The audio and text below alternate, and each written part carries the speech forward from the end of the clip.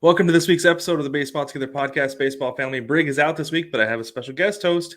And this week we're going to talk about another no-hitter. Fernando Tatis Jr. is back and the Field of Dream game.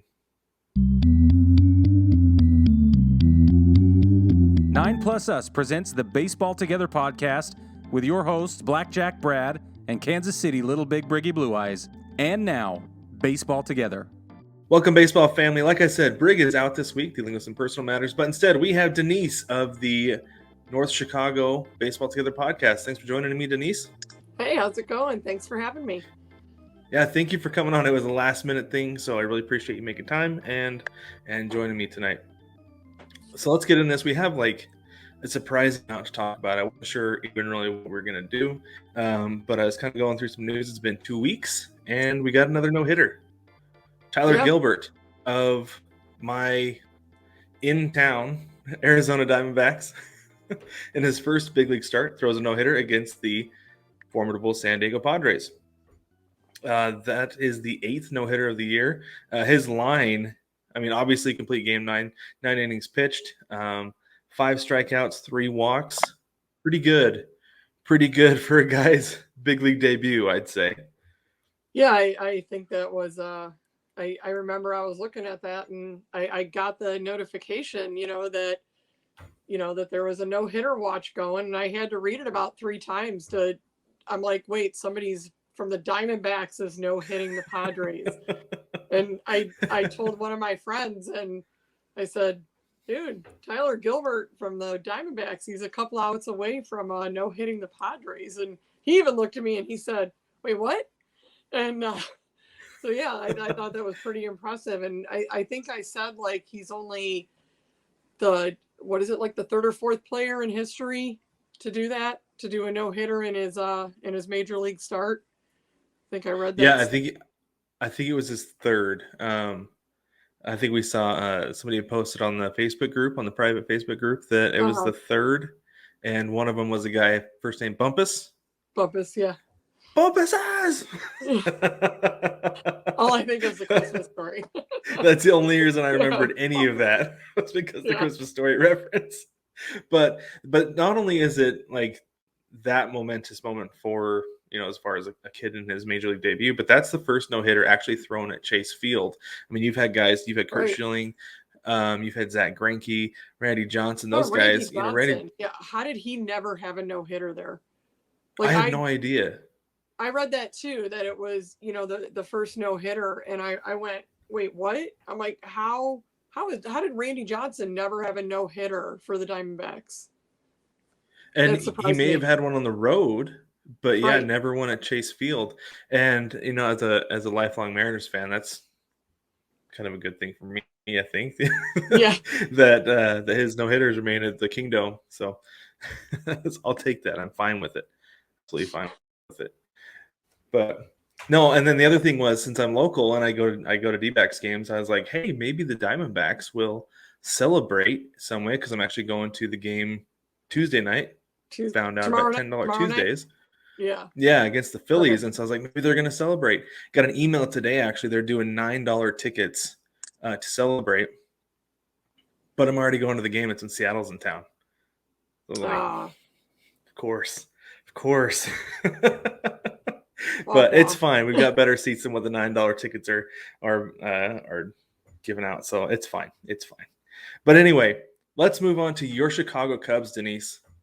Let's talk about your favorite pitcher. Let's talk about your favorite pitcher, Jake Arrieta. Yeah. He was what, outright release, not even DFA. So he started the season off great. He was actually the best pitcher we had, for the first month and a half. And he struggled a bit, kind of end of May. Continued to, kind of back and forth throughout June. And then after the All-Star break, he's been horrid. He can't get through 2-3 innings without giving up 6-7 runs. I think I saw, so his last start before we released him, and I think we were playing I don't remember if we were playing the Brewers or if it was the series before. It had to be the Brewers because we just got done with the Marlins. So, but yeah, I mean, he gave up, it was like 10 runs or something like that in the second inning. And I think in the last 7 games, his ERA was like over 12 in the Holy last 7 smokes. games. I mean, it was insane. And, you know, when they signed him in the off season, I was kind of like, well, we'll see how it goes. You know, I was always kind of optimistic, hoping he'd kind of get back to that 15-16 form he was in, because he struggled. Yeah. You know, he struggled with the Phillies. But yeah, they just after that outing with the Brewers, I think that was, you know, just the last straw. I mean, they already traded away everybody and their grandma, you know, at the Yeah. trade deadline. Yeah.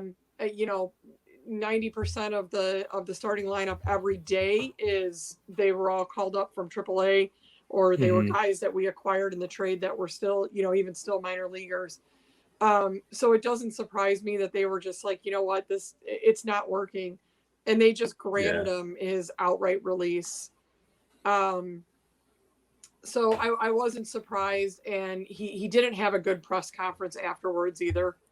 And I think that might have contributed a little bit to it. I don't think that was like the deciding factor, because obviously he could not pitch. But yeah, he didn't have a good press conference, you know, a presser afterwards either. So I wasn't super surprised when I saw that the next morning. Yeah, and you know, sometimes I feel like with like the moves that the Cubs made, it's like we're fine losing in the name of development, right? Right. But you've got to be competitive on the mound. You can't just be giving up. You Yeah. can't be giving up 10 runs in an inning and expect that to be okay, especially when you've got all those young guys. And if he has a bad presser after, was he just like flipping about the loss? Did he seem like he didn't really care, or was Yeah, he I just mean, like like in a bad mood about it? they were kind of like asking him, like, I mean, when he was on the mound, I felt so bad for him, you know, after he gave up those runs. I think it was like, I don't remember. It might have been just even in the first inning. And just, I mean, the guy looked like he was going to cry. It Yeah. was bad. You could see it in his demeanor. You know, he just like, so he gets to the press conference and, you know, they're kind of asking him, you know, well, you know, what's going on? Do you think something changed with your release? Blah, blah, blah, blah. And his reply was, I got nothing for you. I Wow. mean, that was it. And then apparently, and, you know, I don't want to pull, you know, politics or anything into this, but apparently he yelled at a reporter that had a mask on, and basically said, you know, something along the line like, I'll answer your question if you take your mask off, or pull your mask down so I can hear you. Something about that. Like he was yelling at the reporter for having the mask on in the press room. Interesting. And, you know, he, you know, kind of brought that, like I said, you know, don't want to pull that into it, but I know that was, you know, part of it as well. And yeah, I mean, I that news came out pretty quickly the next day. Yeah, that's crazy. It's almost like one of those meltdowns where they may have told him, you know, like, you've got one more shot, Right. you know, and if it doesn't work, it's not going to work. And I wonder if he saw the writing on the wall while he's on the mound and kind of having the realization like, this might be it. Yeah. I don't know if anybody's going to pick me up after this. So I wonder if maybe that's why he's in such a bad mood. But I don't know. I'm not trying to get in the like mind of somebody like that, but I know I'd be pretty upset. Right. You know, if my And big league career was potentially coming to an end as I'm pitching, that'd be yeah, crazy. yeah. That'd be And crazy to me. you know, a lot of people were like, well, why would you get rid of him? Because he is still a starter. He can eat up innings, save the young arms. But at the same time, you got other people that are like, all right, clearly he doesn't have it. Why are you letting him take the place of a starter, like a young guy that we can bring up? Right. We've got, Yeah, you let know, those young Justin guys get some Steele experience. yeah, we got Justin Steele. He actually started tonight. You know, Keegan Thompson is down in AAA. So, I mean, we've got a couple of good young arms that they've been, you know, coming out of the bullpen throughout the season. Keegan Thompson actually made a start on my birthday game. He made the start of the night doubleheader, the game that I was at against the Dodgers, and he pitched fantastic. So, I mean, and then, at that point, what Hoyer said, when they interviewed Hoyer, and again, it's, the general manager, take it for what it is. But, he basically said they didn't want to just keep him on the staff to keep him on the staff, right? They signed a 1-year contract with him. They said, they talked to him and said that they had talked to him prior, kind of to your point. And basically it was like, you know what, we're not going to keep you on here. Let's give you a chance to get picked up somewhere else. And, and see if you can get picked up somewhere else. And, he got picked up by the Padres today. The Padres had to put Darvish on the IL. So now they got 2 Cubs pitchers. So they had to put Darvish on the IL, and they picked him up today, and Arrieta's supposed to start Wednesday. So if the Padres use him as, a guy that eats innings for them, and I'm kind of tossed with that, right? Is that a good idea, bad idea? It really is. I mean, I joked with you earlier, we're going to play good idea, bad idea, and I'm going to put it right here on the first one. That's a good idea. It's a good idea because at this point in the season, and this is actually where it's going, that's a perfect segue there, Denise. Thank you very much. Absolutely perfect transition. With the Padres, I mean, sometimes you just need a warm body out there. Right. Like that's an incredibly offensive team. And, they've got good pitching. They've got some of the best pitching in the big leagues. They're struggling right now, though. And I don't know, sometimes you get those injuries. You're just like, we just need to throw a warm body out there who can go 6 innings for us, go 5-6 innings. And we'll let the offense see if the offense can just make up the, where we're lacking in defense today. And I don't know if it's going to work for the Padres. They're having some major issues right now. I mean, obviously they just got no hit by the Diamondbacks. Yeah. That's bad. Yeah. But at the same time, the very next day they came out and had an offensive explosion and they beat them. And having that no hitter, I mean, it's not something that, I don't want to say it's odd, right? Being the Diamondbacks, but you see that a lot of times with young pitchers that the hitters have never really seen much of them before. And they get fooled by all their stuff, right? I mean, they throw before the Cubs tanked, but in past years, we would see some, we'd play somebody. I'm just going to throw, the Pirates out there because they're always at the bottom of the National League Central. They'll throw some, it'll be August, September, and they'll throw some, no-name guy out there. I'm like, oh, this guy's making his major league debut, and I'm looking him up in AAA, and he's got like a, 5 or 6 ERA.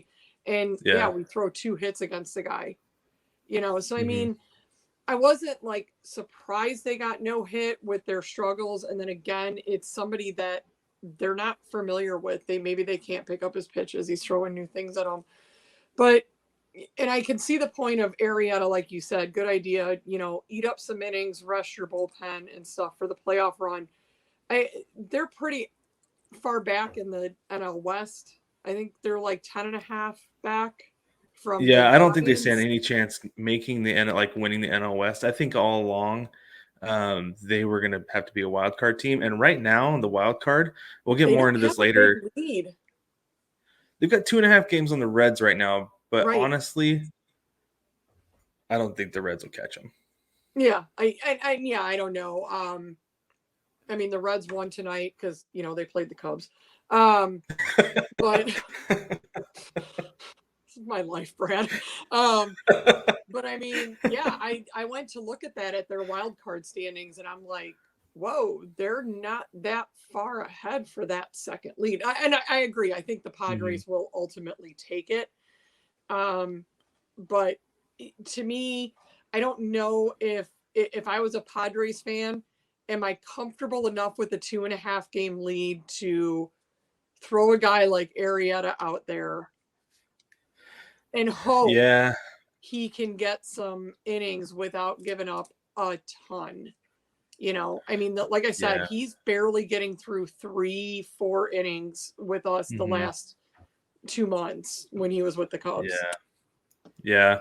And it's going to be tough for him because, I mean, there are a lot of teams in the league, like good teams in the league, that have a terrible number 5 starter.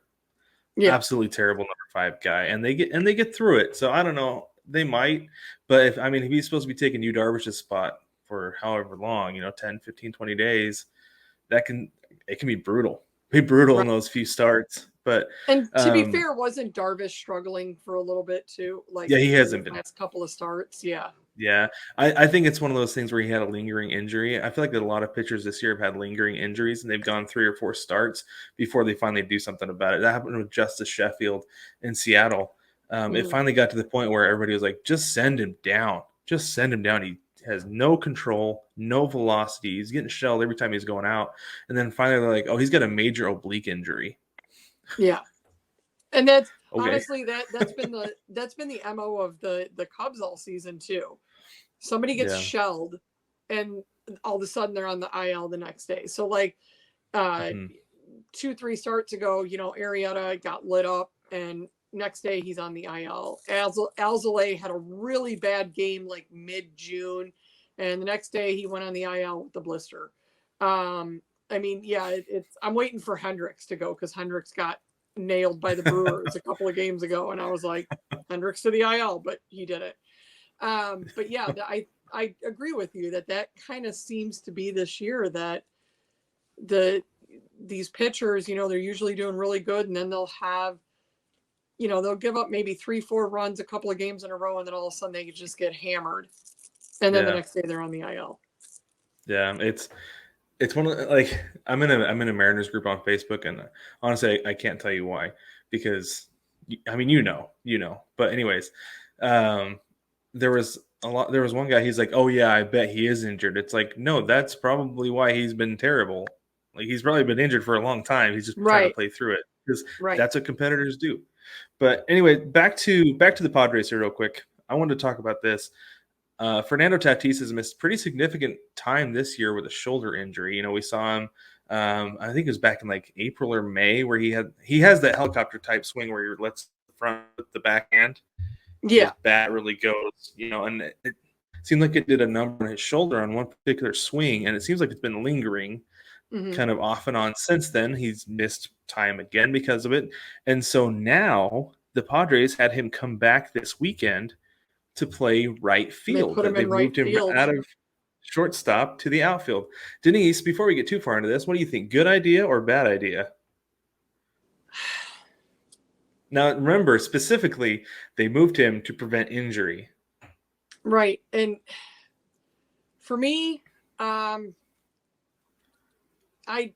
don't like it. I think it's a bad idea.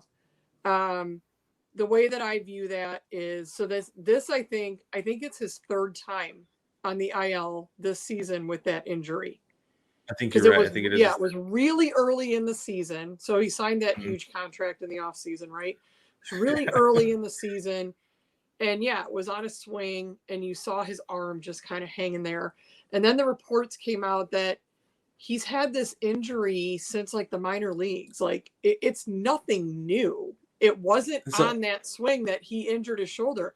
He's had this, and they've hit. It's probably like a loose jointed thing. Like, I've got my left shoulder is incredibly loose jointed. Legitimately, I had to hold on to the bat with both hands, so I didn't have the exact same injury when I played. Right. So when that came out after he got hurt, right? I mean, people were ticked. They're like, you just signed him to this, 5,000 year or 20 million, 200, whatever it was, $300 million. 5,000 years, $2 billion. Yeah. And he's got this shoulder injury. Like, what? So he went out, and he came back. He came back a lot sooner than I thought he would. Yeah. I remember I agree. It was like, usually you hear 10-day IL and they're out for like 2 months. It's 10 days because they're going to be back in 50. It's 10 days because they're going to be back in 50, not because they're going to be got 10 days. It's a 10-day IL. I'm like, you were due back like 3 weeks ago. Let's go. So he came back though fairly quickly. He was only out for a week, if that. I think so, yeah. It was kind of like, I don't remember if it was just before the All-Star break or just after, but it was kind of like midsummer. He hurt it again, went back out, and then and then he just got back.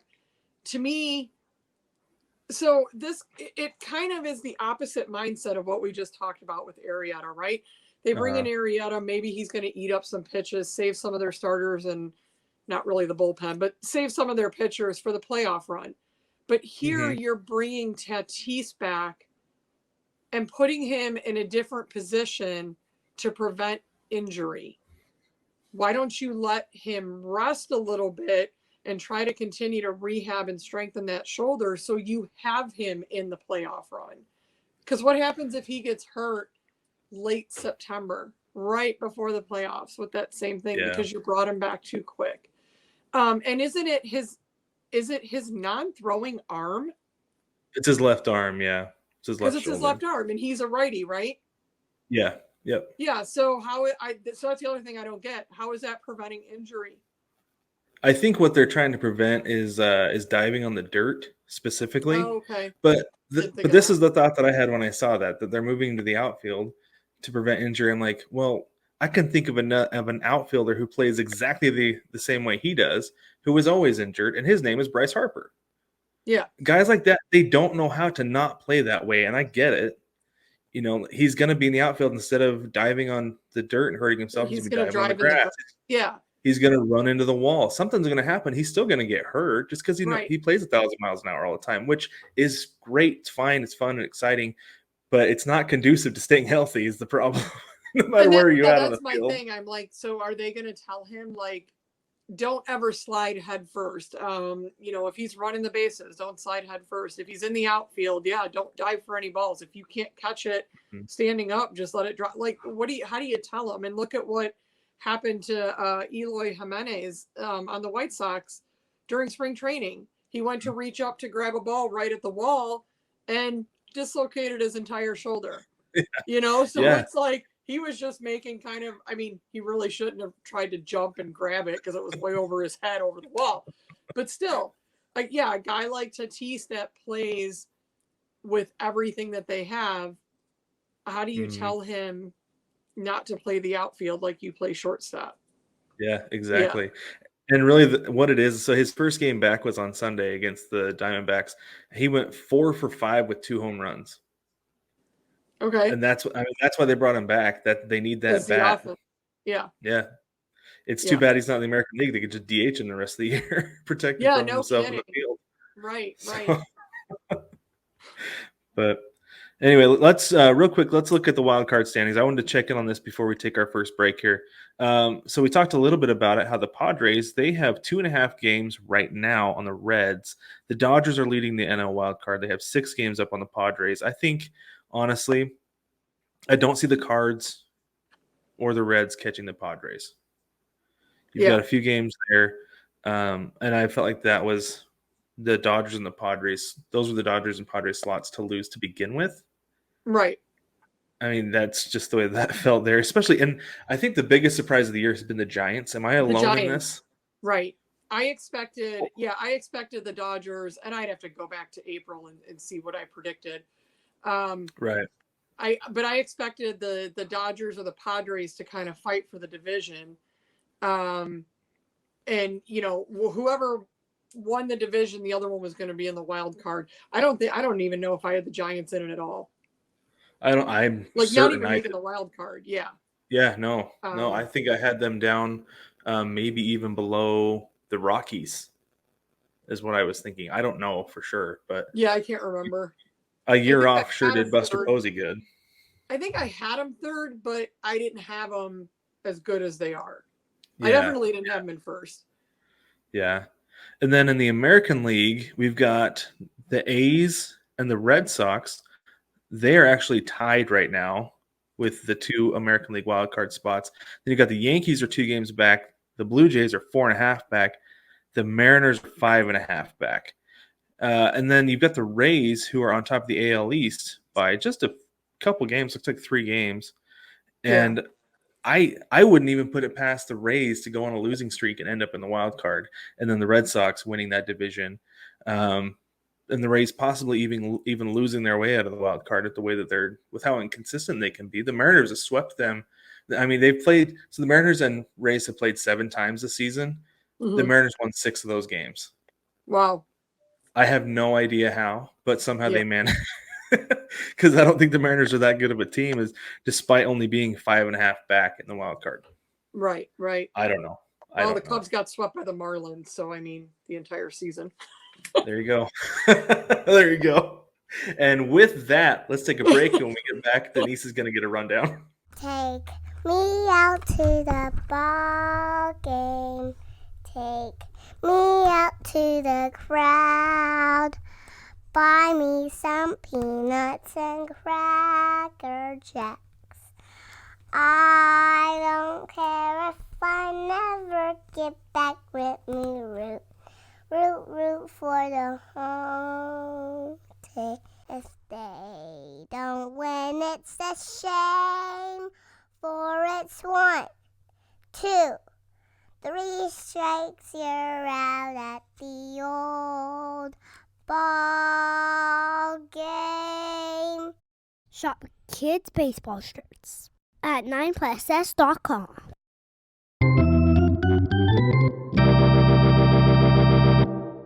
Welcome back, baseball family. So this is Denise's first time on this podcast, The Big Show. She, like I said, she hosts the North Chicago Baseball Together podcast. Check her out monthly. She does the best job out of all of us, I feel like. Does a fantastic job covering the Cubs. But since this is her first time on this show, we're going to give her a rundown like we do with all of our guests. So, Denise, are you ready? Ready as I'm going to be. There goes my voice. Sorry. I gotta apologize. I have to explain this really quick. So I did a Tough Mudder over the weekend. So I have softball Friday night, and then Saturday I did my first ever Tough Mudder event. And then yesterday I was at a charity bike run listening to a live band. So there was a lot of kind of talking very loud, singing with the band. So my voice is a little bit cashed today. So it kind of goes in and out. So I apologize if it cracks. It's good content. We love it. Yeah. All right, here we go. First question. What is your quest? What is my quest? I don't even know how to answer that. I'm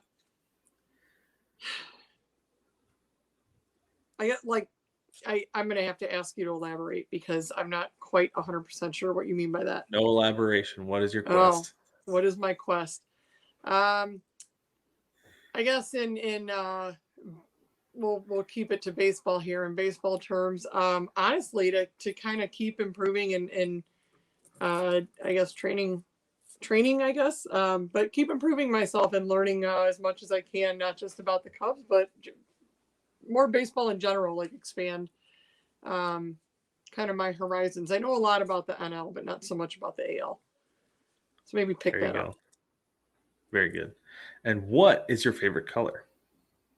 Purple. How would you describe Javi Baez using one word?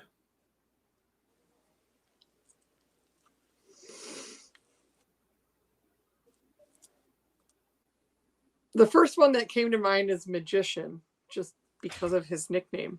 So I'm going to leave it at that. That was the first thing that came to my mind.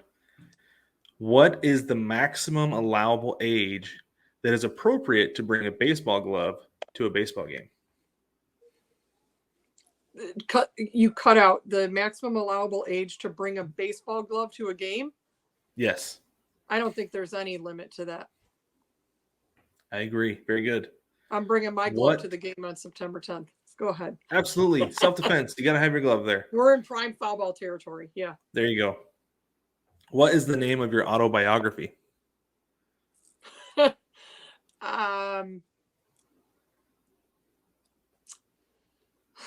Man. I would have to say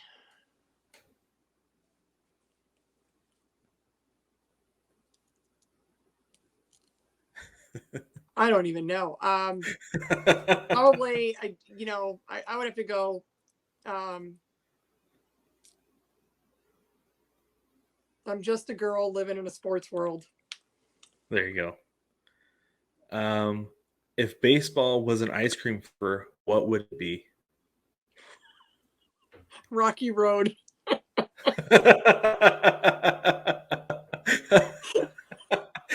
That's good. That's good. Coming from a Cubs fan. That's good. Yeah. Okay. You're a celebrity guest on a game show. What's the show? I'm a celebrity guest on a game show? You're the celebrity guest. What is On a the game show? What's the show? Jeopardy. Would you compete? Would you do well, do you think? I think so. I'm full of useless Yeah. information. Hey, my join the my club. my dad actually tried out for Jeopardy years ago, and actually I did too. I auditioned. Yeah. My dad got further than I did. He actually made it to the final round right before you get on the show, and then he got eliminated. Oh, that's cool. I That's made really it. cool. I made it 2 rounds in. Nice. But yeah, so I think I'd, especially the celebrity editions, because there some of those questions are a little bit easier. That's true. That's true. But yeah. If the Cubs were a drink, what would they be? Which version of them? The current iteration. Malort at this point. I'd have to go Malort. I think the best one we had was we had a Boston Red Sox fan said, most of the time it's orange juice and toothpaste. Sometimes it's champagne, but mostly it's orange juice and toothpaste.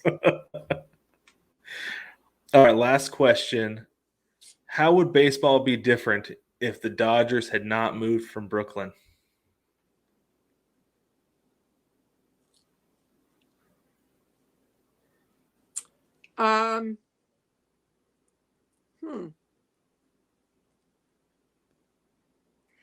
Well, I don't think, honestly, in my opinion, I think it would just be different divisions, right? I don't think we'd have, a Mets team. And I guess it would depend on where you would throw the Dodgers. Would they have, would they have been in an AL? Would they have been in an NL? Because teams have flip-flopped a couple of times. Mm-hmm. Houston's gone back and forth. The Brewers have gone back and forth. I just honestly, I think it would still be similar. Because Jackie Robinson would still, he still came up before they moved from Brooklyn, right? Mm-hmm. Am I thinking my history right? Yeah. Yeah. No, yeah, you're right. So I think honestly, it's just the location. The Dodgers probably wouldn't be the popular then California team. They'd have somebody else, and I don't think then would we have 3 New York teams, or would they have just stuck out there? Would the Mets not exist? I can't imagine the Yankees not existing, but it'd be nice. Yeah. But I can't imagine the Yankees not existing. Sorry, Brig. But I don't know if would we have? I don't think it would. I honestly don't think it would make a whole lot of a difference. I think it would just be the geographical changes. Yeah, and I've always thought, I love asking this question because it does provoke a lot of thought. And I've always thought that there would still be an LA team, they just wouldn't be the Dodgers. And there's the great potential for, instead of the two of the biggest brands in baseball being in New York and then the other being in LA, instead you've got 2 of the biggest brands in New York, right? How big would an LA team, if it didn't have the Dodgers name with it, that brought everything with it from Brooklyn? So it's fun to think about. Disney Plus just launched their What If. Maybe we'll start doing What If baseball questions and do whole episodes on it. I don't know. That'd be fun. Yeah, and I said, I think that's just the point is I don't think the game itself would be different. I think it would just be who's going to be popular. It's the geographical thing. Who would be popular where, like you said. Mm-hmm. Yeah. All right. Very fun. Great job, Denise. Let's take a quick break and we come back. We're going to talk about the Field of Dreams game. I'm Jason. And I'm David, and we're the hosts of the Non-North Sports Podcast. We're the home of sports talk for everyone. Join us bi-weekly as we talk about the happenings in sports. You can find the Non-North Sports Podcast on Anchor.fm, Apple Podcasts, Spotify, Stitcher, and wherever else you find your podcasts.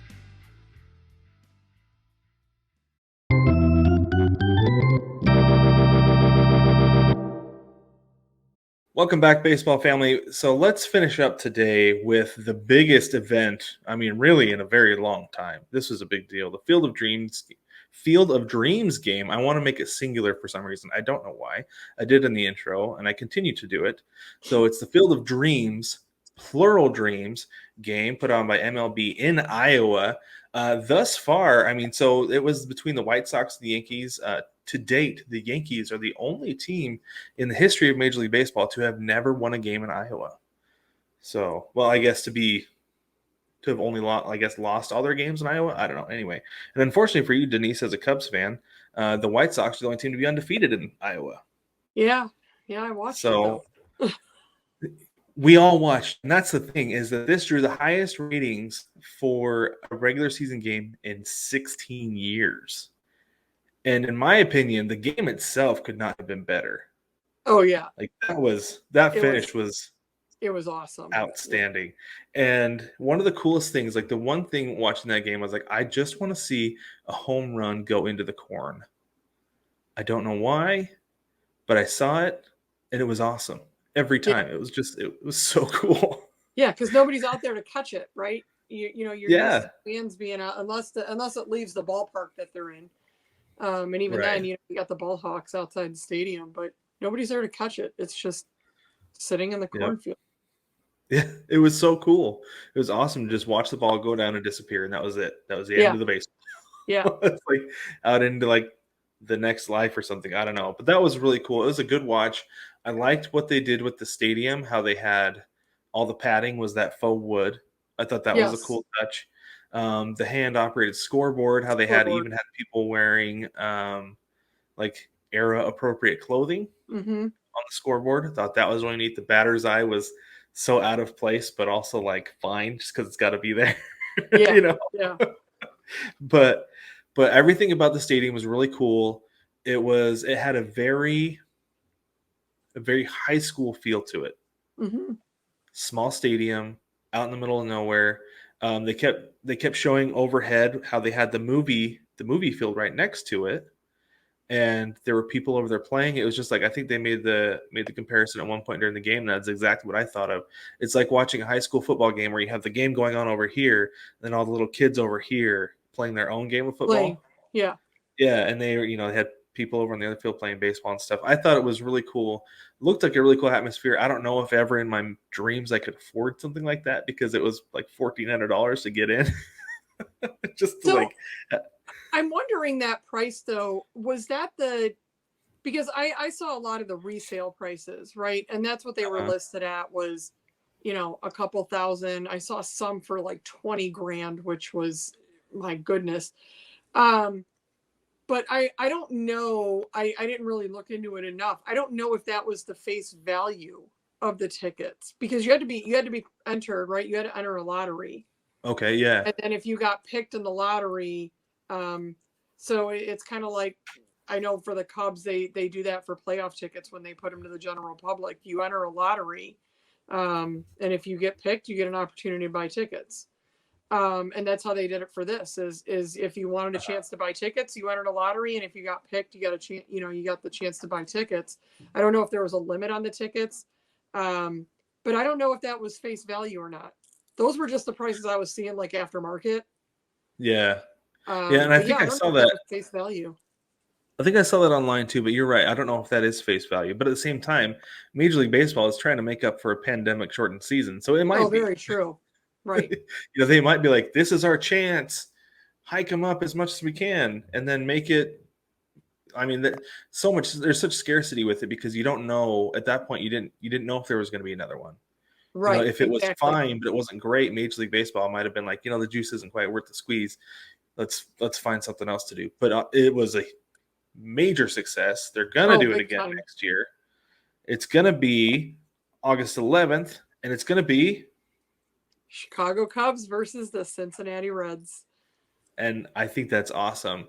Yeah. At first, I did see somebody say at one point, they said they should just have the Bucs playing this game every single year because of the movie, which makes sense, But at the same time, I don't honestly care about the White Sox as much as I loved those throwback uniforms.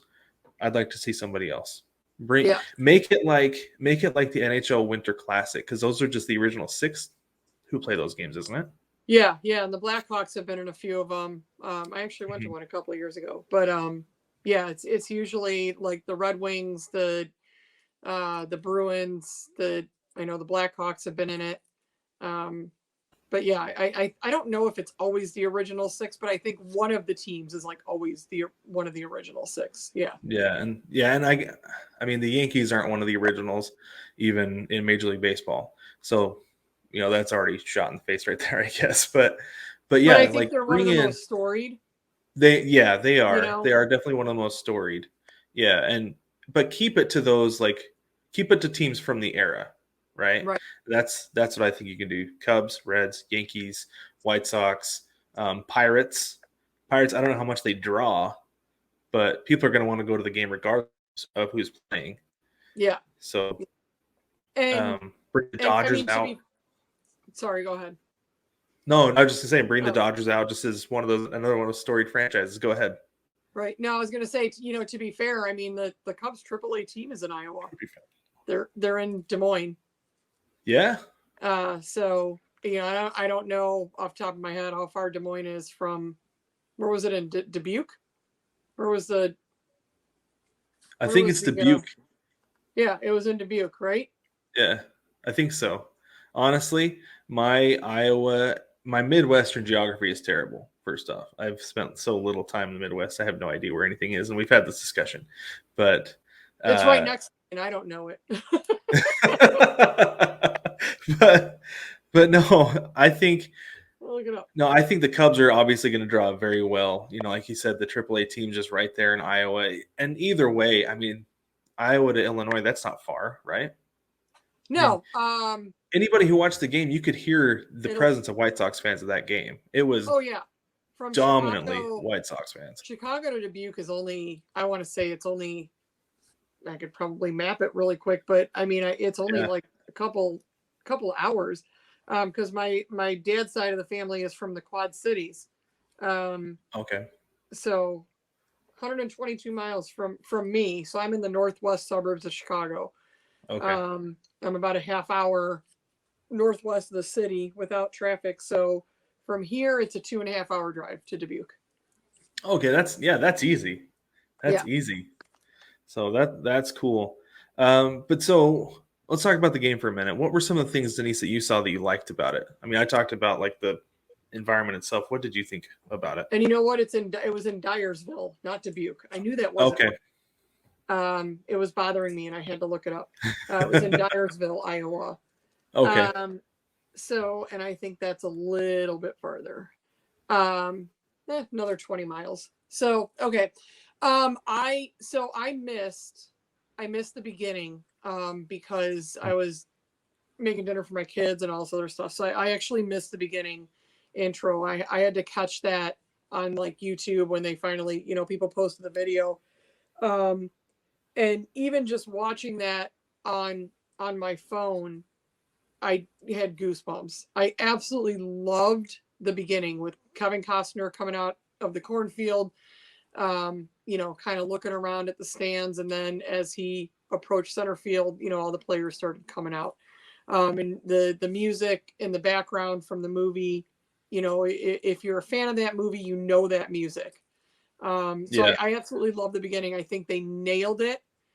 The only thing that I would have liked to have seen, and maybe they tried and he just didn't want to come out, is I think it would have been awesome, because it was the White Sox playing, if Ray Liotta had come out as Shoeless Joe Jackson, right? That would have been cool. I don't know, maybe they tried to get him and he didn't want to do it.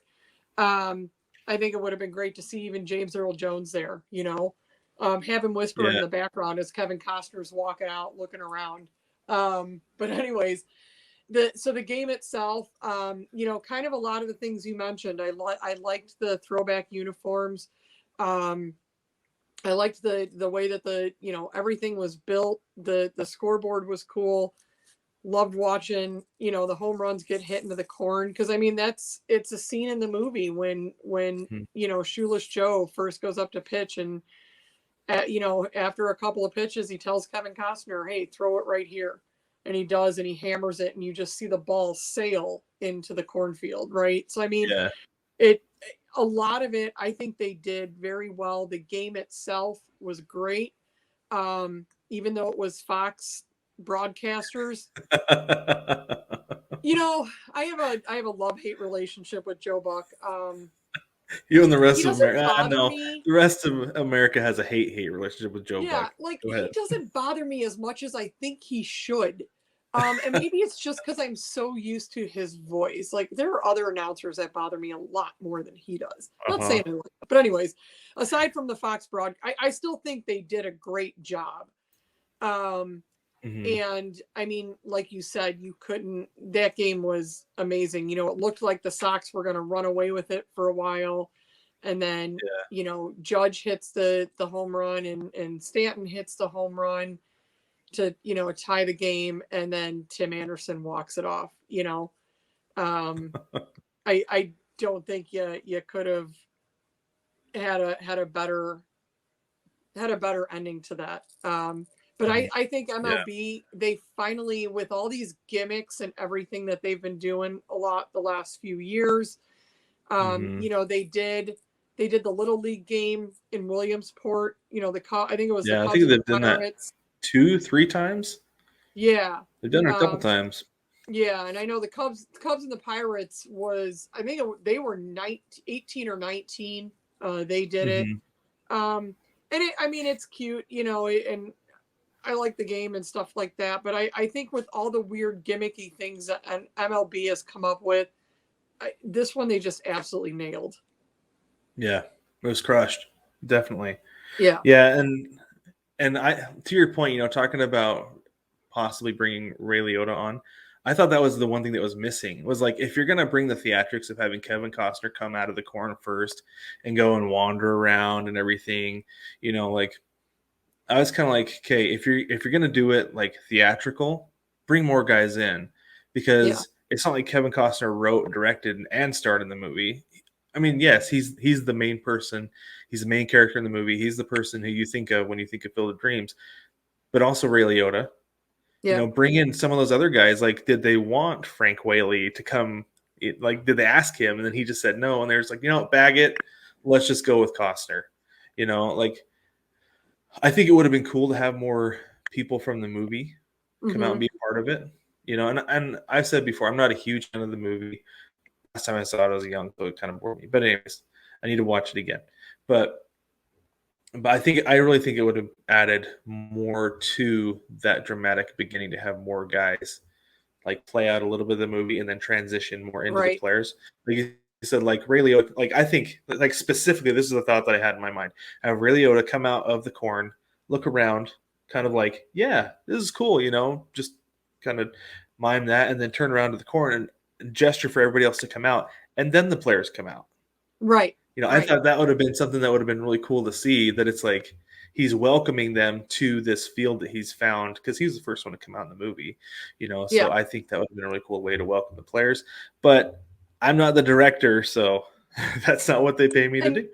But, and like you said, I mean, like I said, maybe they did ask him, you know, and he just didn't want to have anything to do with it. I think it would have been cool if, you know, like I said, as Kevin Costner came out, if you heard the voice, you know, in the background, you know, kind of pipe that voice in, you know, that if you build it, you know, he will come, or that quote, you know, I thought that would have been cool too. But then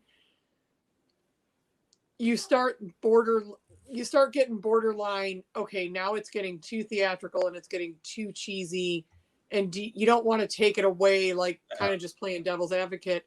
You don't want to take it away from the actual players that are there, right? We're not recreating the movie, you know?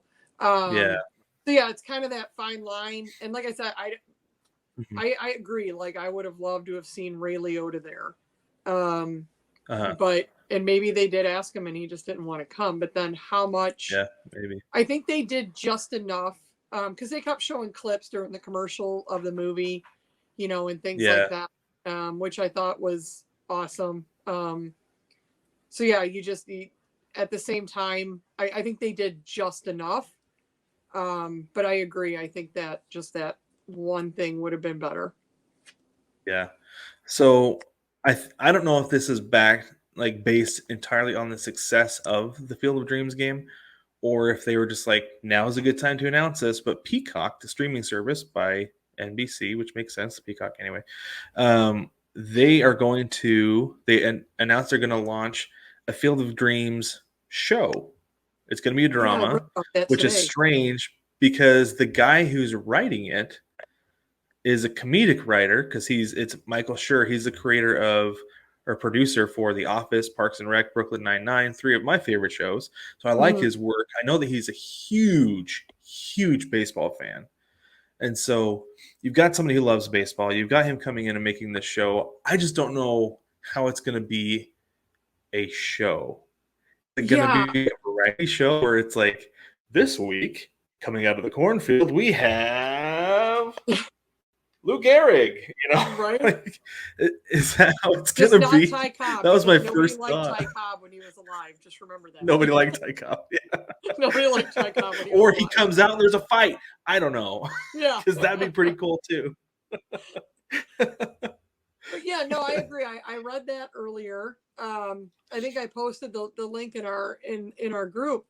And I didn't read a whole lot of detail into it. I kind of glanced over it, but I did see, who the director was. And then I'm like, wait, so is this a comedy or is this a drama? And they said, it says it's a drama. And I'm like, yeah, these are all comedy. And they're like dry humor comedies, Yes. And yeah, I don't know how that's going to work. And I really hope, and I know you're not a big fan of Field of Dreams. It's actually my second favorite movie of all time. But I mean, I hope it's not one of those shows where they don't give it justice. I'm curious, really curious how it's going to work. And this is my thing with Michael Schur, with him being the guy who's making this movie, that he takes what he thinks sometimes is a bad idea and runs with it, but he does it really well.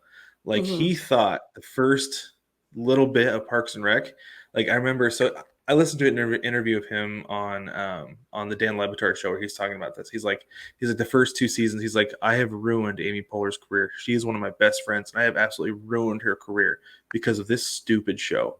It's like, what have I done? What am I doing? And it took off, and it was huge, wildly successful. And like he does really good work. Like I said, I enjoy the stuff that he does. I just don't know how it's going to turn into a sustainable series of a show. So, yeah, and I don't know. feel I'll like, watch it though. Like, was this something that they've had in the back of their mind for a while? I mean, it has to be, right? Because I can't imagine that they were just like, oh, well, we'll announce this TV series now that the game took off and MLB had huge success, right? Like, did Peacock like call up Michael and be like, all right, so baseball, MLB had a really good success with the thing. How about we do a show and you just direct it? Like, I imagine this is something that's been in the works and they timed it to be announced a couple of days after the game. But and I really do wonder if the game had flopped, if they just be like, we'll hold on to that one. Yeah, we'll trash this idea. Yeah, exactly. So, I don't know. It'll be interesting to see. It'll be something to keep an eye out for. But last thing on this, Denise, with the Peacock Field of Dreams series, one last one. Good idea or bad idea? I gotta go bad idea. I think you don't try to fix what's broken, what's not broken, I should say. And there are critics that don't like the movie. People think it's overrated. They think it's horrible. There are other people that absolutely love it. I'm one that loves it, but I'm not a fan of taking movies and just making them into TV series. Yeah, usually it's the other way around. You take a TV series and you make it to a movie. And I'd have to think long and hard about a successful TV series that was based off of a movie. Aside from Marvel and DC and all them, right? You know, Yeah. because there's been a Just lot because of there's so much Superman. content to draw from on those. Right. There's been a lot of spin-offs of those too, right? How many spin-offs can you make off a Field of Dreams? Yeah. Yeah, I still got to go Bad Idea. I can't imagine how this is going to do. Yeah, and I'm gonna agree with you. Bad idea. However, it does have the potential to be really good if it's done well. Right. So that's what I'm gonna be watching for. I am gonna watch it. I'm gonna see how it goes because I'm curious if it's gonna be a baseball variety show of historical figures. So we'll see how it goes. Yeah. But baseball family, let us know what you think. Do you think that the Field of Dreams TV show is a good idea, a bad idea? Is it going to go well? Is it not? I don't know. Let us know what you think. Let us know what you thought about the game itself. Like we said, fantastic game. You couldn't have planned that ending to be any better. That was outstanding, absolutely amazing. And also, while you're online, go ahead and jump on the shop. That's 9plusus.com, NINEPLUSUS.com. Tonight, I've got my Korean baseball, my KBO, my NC Dinos hat, and my Seattle Foul Line t-shirt. The Foul Line series is one of my favorites. It's got the foul line of every single MLB team. Right field for American League, left field for National League, so we can kind of go with some of those historical, like Boston, you got Pesky's pole. That's why we did American League in right field. Anyway, and then you can go to baseballtogether.com. You can watch podcasts. You can listen to the podcast. You can always submit to the mailbag. There is a link in the navigation bar at the top, so you can get in there and send us an email. Drop your questions, comments, concerns, snide remarks. And if you want to send a message to Denise for the North Chicago Baseball Together podcast, you can select her podcast from the drop-down and send her an email as well, or me for the Seattle Baseball Together podcast. The baseball family, this has been fun. It's been real. Thanks again, Denise, for joining me. Thank you. I had fun. Thanks for having me. And we'll catch you next week.